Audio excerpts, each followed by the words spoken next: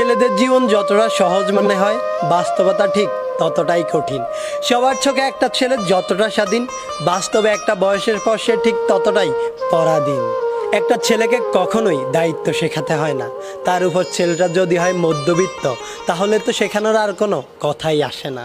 বাবার পরে যখন সংসারের হালটা ধরতে হয়, তখনই দায়িত্ব নামক শব্দটা আপনা আপনি তার মাথার মধ্যে ঢুকে যায়। আর তখনই সবচাইতে চঞ্চল ছেলেটাও একেবারে শান্ত হয়ে যায়।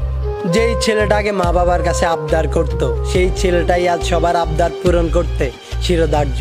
যেই ছেলেটাকে কোনো কিছু না পেলে রাগ করত, সেই ছেলেটাই আজ নিজের শখ বিসর্জন দিয়ে ছোট ভাই বোনের শখ পূরণ করতে ব্যস্ত। ছেলে মানুষ মানেই তাদেরকে পাষাণ মনে করা হয়। সত্যিই কি তাই, নাকি তাদেরকে পাষাণ হতে হয়? সত্যি বলতে ছেলে মানেই পাষাণ নয়, কষ্ট ছেলেদেরও হয়। একটা মেয়ে চাইলেই কান্না করে তার মনের কষ্টগুলো সবাইকে বলতে পারে, কিন্তু একটা ছেলে চাইলেই তা করতে পারে না। কেননা ছোটবেলা থেকেই ছেলেদেরকে শিখিয়ে দেওয়া হয়, তুমি ছেলে, কান্না তোমাকে মানায় না। আর এই একটি কথায় তাকে হাজারো কষ্ট বুকে চেপে নিয়ে হাসি মুখে প্রতিনিয়ত সব কিছু মেনে নিতে হয়।